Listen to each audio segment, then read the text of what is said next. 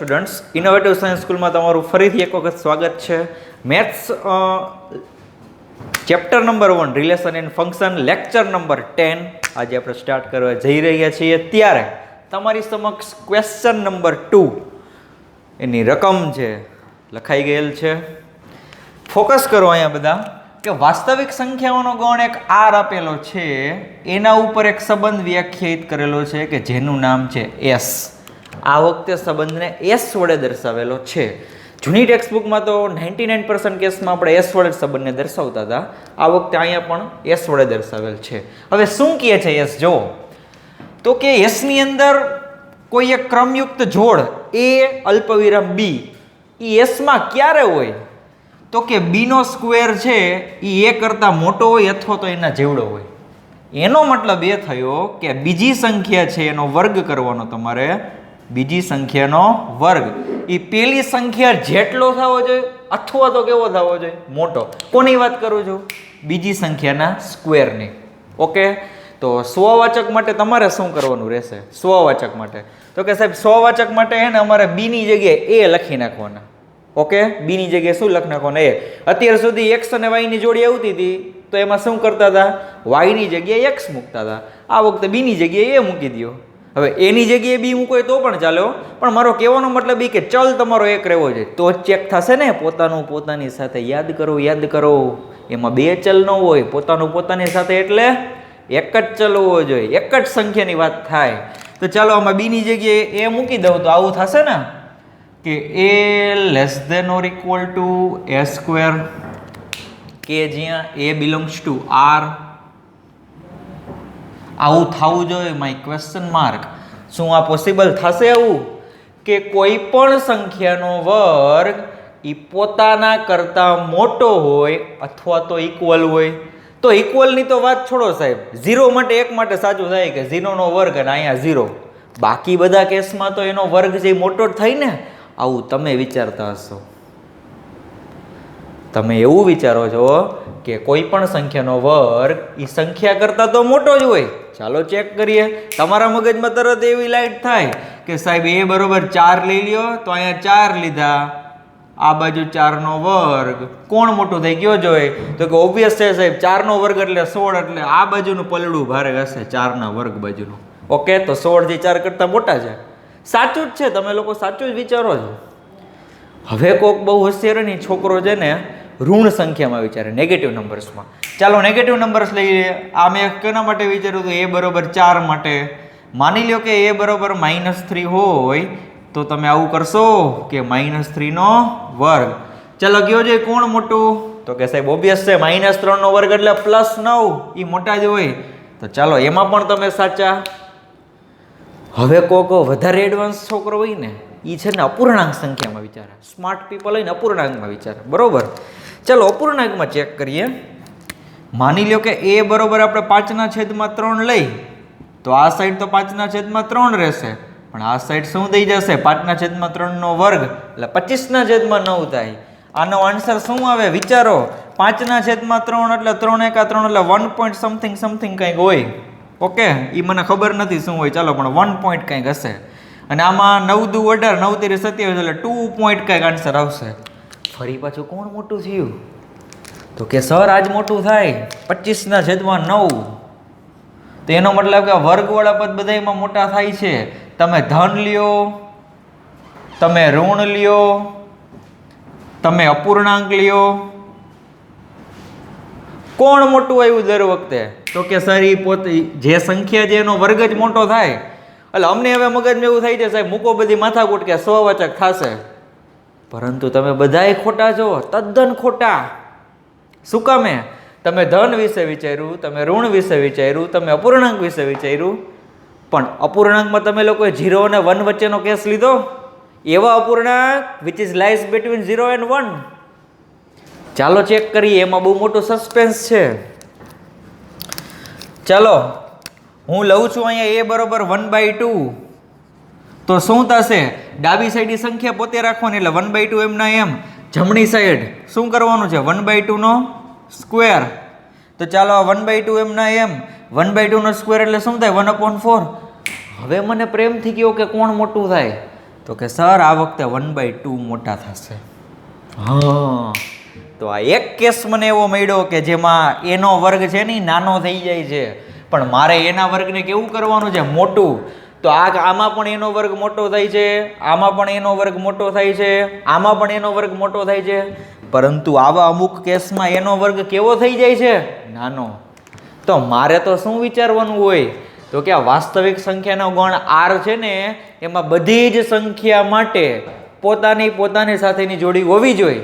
પરંતુ જો તમે a બરાબર 1/2 લેશો તો એ પોસિબલ થશે નહીં. આ તો મેં ખાલી 1/2 ની વાત કરી. 1/3 લઈ લ્યો, 1/4 લઈ લ્યો. There are lots of number. ઘણી બધી એવી સંખ્યાઓ છે કે જેના માટે આનું પાલન થશે નહીં. એટલે હવે મગજમાંથી મેન્ટાલિટી કાઢી નાખો કે કોઈ પણ સંખ્યાનો વર્ગ છે એના કરતાં મોટો થાય. શું કામે? આપણે આરમાં વાત કરીએ છીએ. ક્લિયર? તો આપેલો સંબંધ છે સ્વવાચક નથી. Only one example is enough to prove that. Okay, ખાલી એક ઉદાહરણ કાફી છે આવડવા. ચાલો તો લખી નાખીએ આપણે.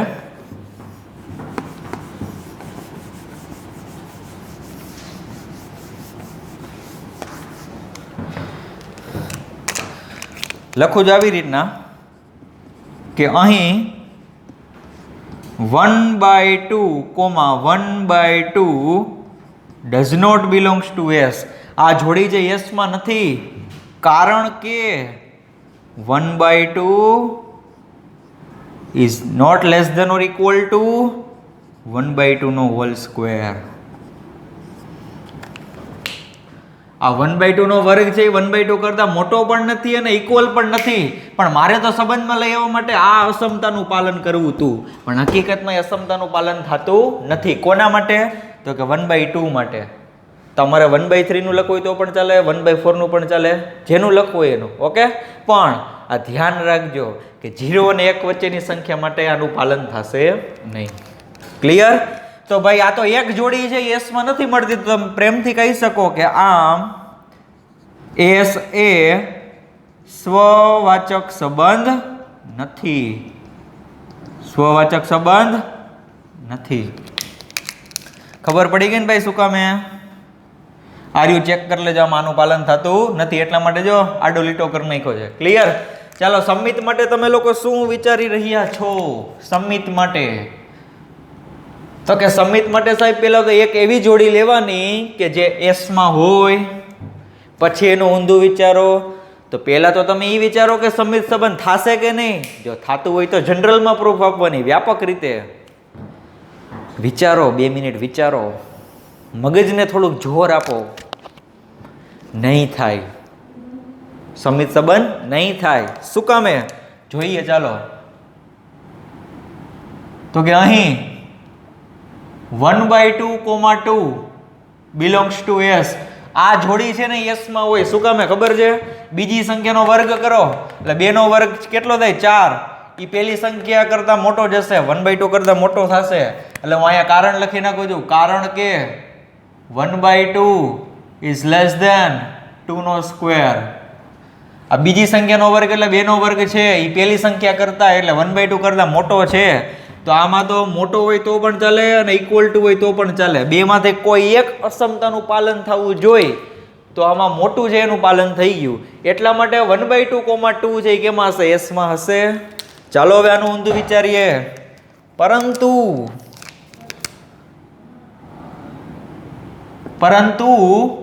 2, 1/2 ઈ એસ માં નહીં હોય ભાઈ. ડઝ નોટ બિલોંગ્સ ટુ કરેલા છે. 2, 1/2 does not belongs to s. Why? I am mentioning this reason here. Okay, બીજી સંખ્યાનો વર્ગ કરો એટલે 1/2 નો વર્ગ પેલી સંખ્યા કરતા એટલે 2 કરતા મોટો થશે. 1/2 નો વર્ગ કરો તો છોકરો કેટલો થાય? 1/4. અને 1/4 એટલે 0 પોઈન્ટ સમથિંગ કાંઈક આવશે. જ્યારે આ બાજુ તો 2 છે, તો એ 2 માંથી મોટું કોણ? તો કે સાહેબ 2 મોટા છે. એટલે હું અહીંયા શું કરું છું? આવું કરું છું અને માથે પછી લીટો કરી નાખું છું આમ. ઓકે, સમજાઈ ગયું કે 1/2 નો સ્ક્વેર છે 2 જેટલો પણ નથી અને એના કરતા મોટો પણ નથી. તો 2 માંથી એકેય સંબંધનું પાલન ન થતું હોય તો એ જોડી છે ક્યારે એસ માં હશે નહીં. તો ચાલો ભાઈ a, b છે, પરંતુ બી કોમા એ નથી. આ એક એક્ઝામ્પલ મેં સ્વીટલી અહીં આપી દીધેલું છે, તેના પરથી તમે લખી શકો કે એસ છે એ સમિત સંબંધ નથી. હોશિયાર થઈ ગયા છો છોકરાઓ, હવે સમજાઈ ગઈ છે બધાને. આમ એસ એ સમિત સંબંધ નથી.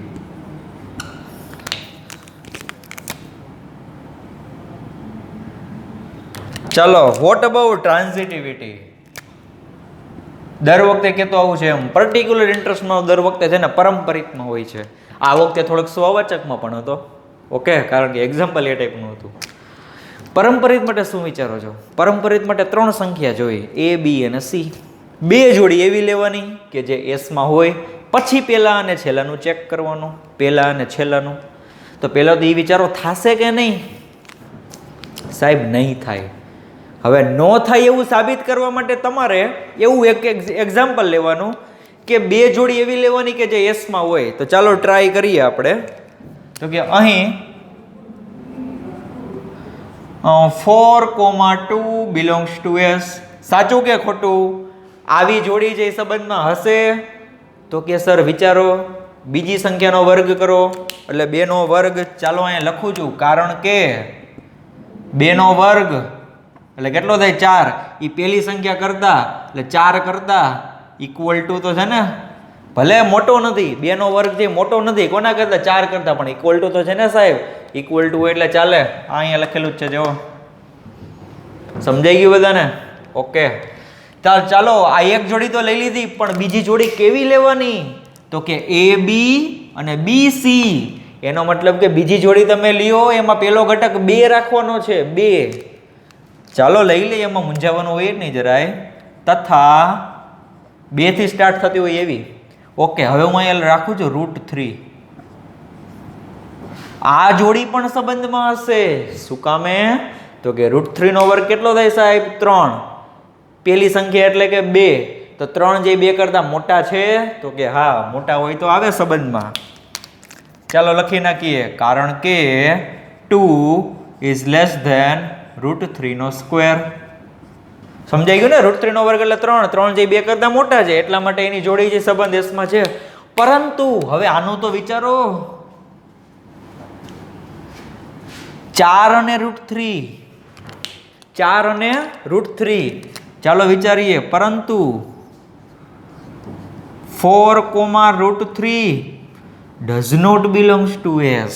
does not belongs to નો મીનિંગ શું થશે સાહેબ? કે ઈ જોડી જે S માં નથી. શું કામે? તો કે આ વખતે તમે બીજી સંખ્યાનો વર્ગ કરો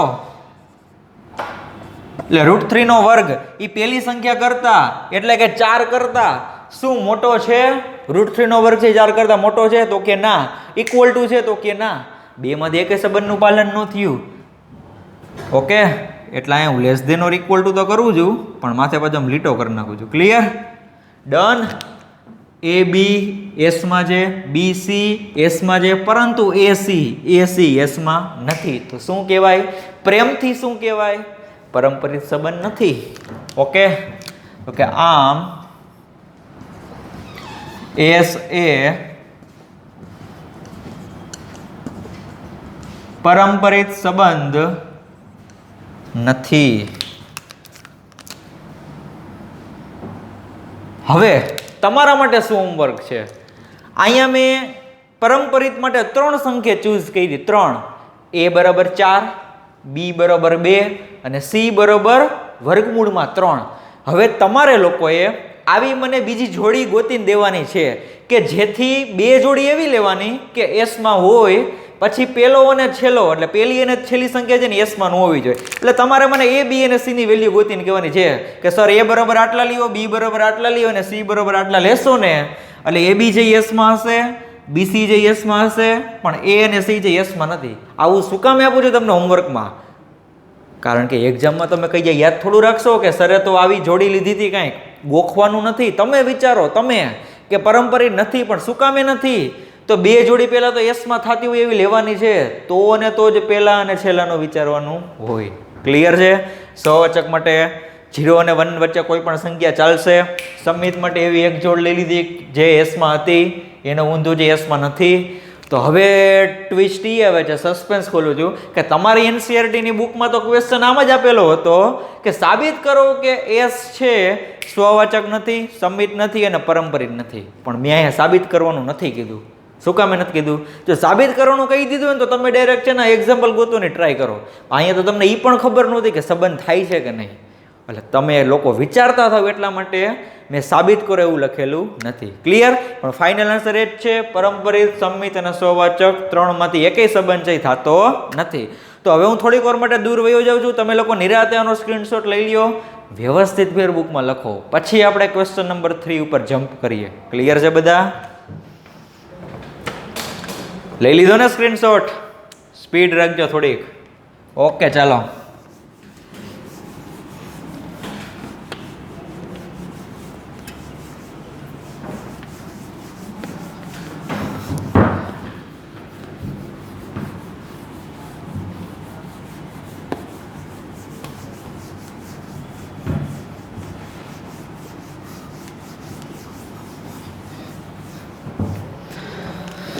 ચાલો એના પછીનો ક્વેશ્ચન જોઈએ આપણે લોકો.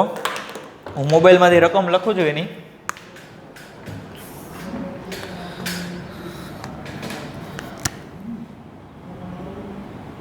ક્વેશ્ચન 3 એવું કીધેલું છે કે ગણ 1 2 3 4 5 અને 6 પર વ્યાખ્યાયિત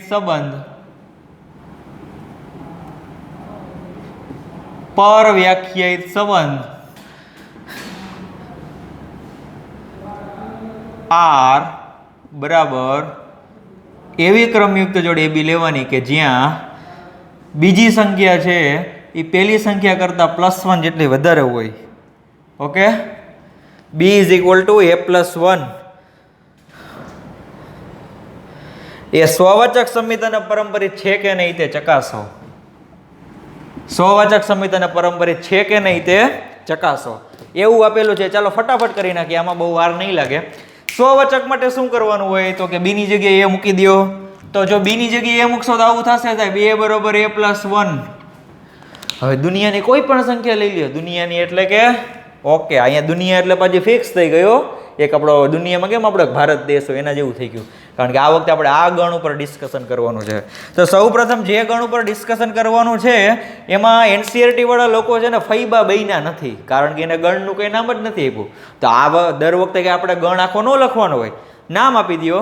કે ધારો કે નામ આપવા વાળામાં તો મેથ્સ વાળા માસ્ટર છો બધા.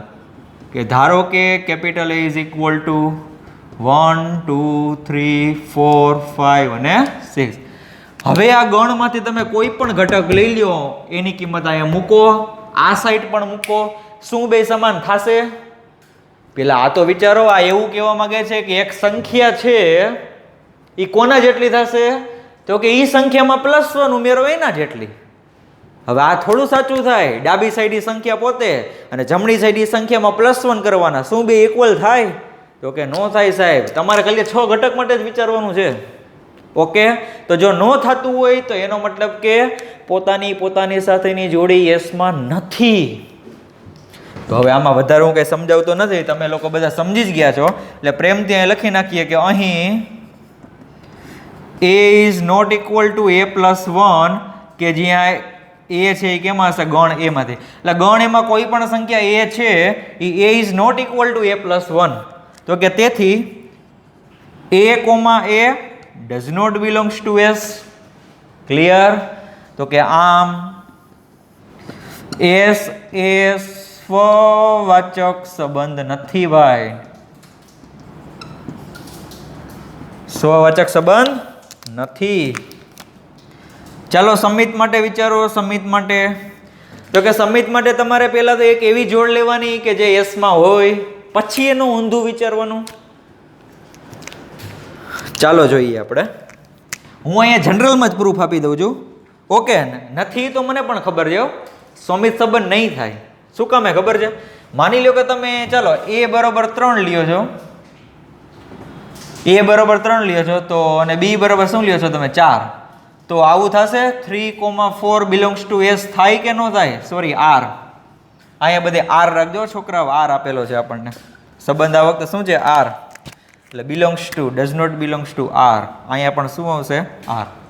અહીંયા પણ શું આવશે? આર. ઓબ્વિયસ છે બેટા. આ એવું કહેવા માંગે છે કે બીજી સંખ્યા જે પહેલી સંખ્યા કરતાં +1 હોવી જોઈએ.